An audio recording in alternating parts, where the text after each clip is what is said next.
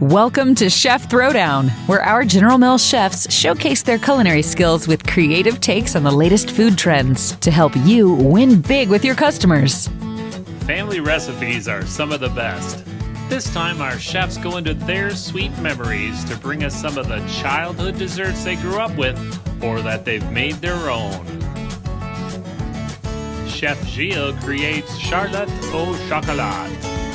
Chef Monica brings us a bit of romance with her almond butter cake. And Chef Sonia shows us how she combined two favorites into one Black Forest dessert. Let's throw down.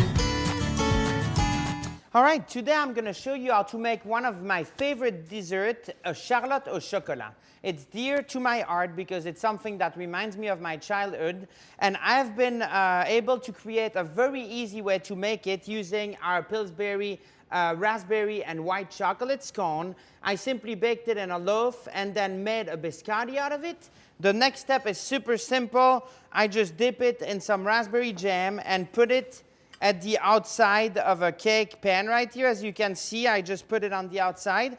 And then the next steps are super easy, and this is where you can be creative. So first, I did a layer of chocolate mousse. As you can see, what I like to do is add a little bit of texture in the middle. So I'm doing some of these crumbs. Growing up, my mom usually made some of just plain vanilla biscuit, but this adds a lot of flavor, which is nice as well. And then the next step is I'm going to do another layer of the dark chocolate mousse. Make sure that you use some delicious Belgian chocolate in there. That makes a huge difference. A little bit of bitterness, not as sweet. Definitely makes for an amazing chocolate mousse. There you go. And then the toppings are pretty much up to you. So we can do a little bit of whipped cream if we want at the top. There you go. I'll do a little bit on the outside. And then I like to use some of the raspberries so that you can see right away that the biscuit is raspberry flavored and that this is something that will be present in the cake. And then we can also do some more of the Belgian chocolate as a garnish on top. There's different options you can do. You could do some more of the chocolate chip. And then back home, they always put some fresh mint as a garnish as well. So when you plate it, you can do some of that. So I hope you'll try this, but I know for sure that I'm going to have a huge slice just about right now. Thank you.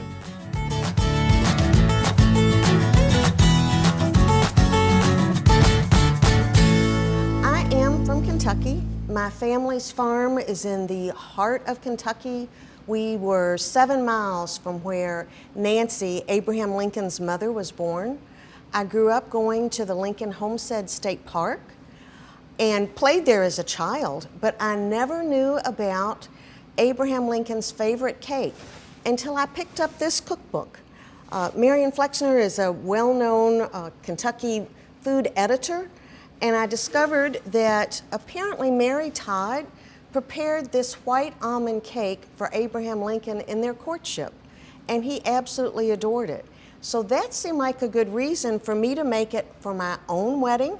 So here's a picture of us at our wedding eating this almond cake, and my sweet Lee likes this cake every bit as well as Abraham Lincoln did, honestly. So that was the history and the romance, and now for the recipe. I use our gold medal white cake mix and the almonds. You see the almonds aren't real finely ground. I want to have that texture in the cake. I like to add some applesauce for some sweetness and some moisture. And then I've started adding some cardamom to it. Maybe it's because I've lived in Minnesota for a while and it's kind of a, I don't know, a Norwegian Scandinavian thing. But I like that. I think the pairing of the cardamom with the almond is just a really nice flavor combination. So after I've mixed the cake, I bake it in a bundt pan, and this is what it looks like. And then to finish this cake, I like to do a brown butter glaze. I brown the butter, add powdered sugar, some cream, and then I have to add some bourbon, because after all, I am from Kentucky. So then to plate this, I like to serve it with some whipped cream and some blackberries. So there you have it, Kentucky lore, love, and an excellent recipe.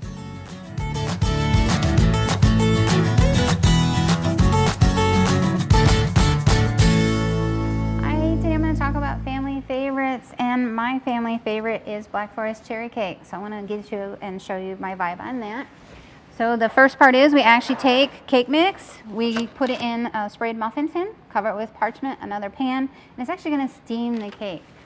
The cool part about that is we get these nice little thimble cakes. And so one of the things when I was a kid, I used to like birthday cake, chocolate cake, and I got introduced to cherry cheese pie. So it became a new favorite. So I actually am making cherry syrup.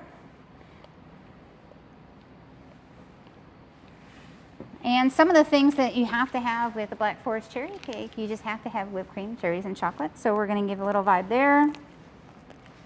So I'm actually going to move these forward.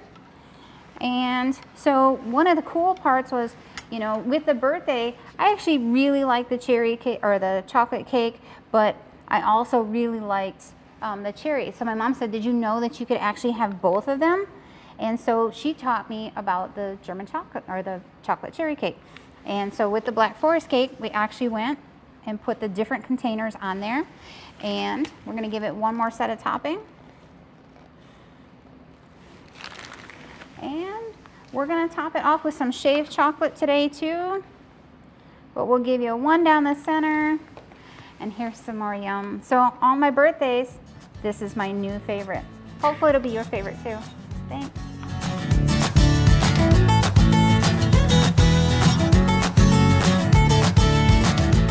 And now for some socially distanced comments from the chefs. Sonia, this Black Forest cake is fantastic. I really love all the different cherries you put in there. Did you say that they all grow them in Michigan? I don't know about all of them, but at least 4 of them. It is the cherry capital of the world. Wow, that's amazing. I really like it, and especially the little touch of kirsch. It's delicious. Monica, I noticed in your bun cake that you included cardamom, and I love that global flavor. Combined with the almonds, it just reminds me of halva. What a great memory. Well, Chef Gilles, I am enjoying the dual texture with the scones and with the chocolate mousse. It's just wonderful combination. And what's wonderful as well is the memories that we all associate with our families and with these foods. It's just really part of what food gives to us. And that happens not just at home, but with the food that we have away from home as well. Yes, thank you so much for sharing.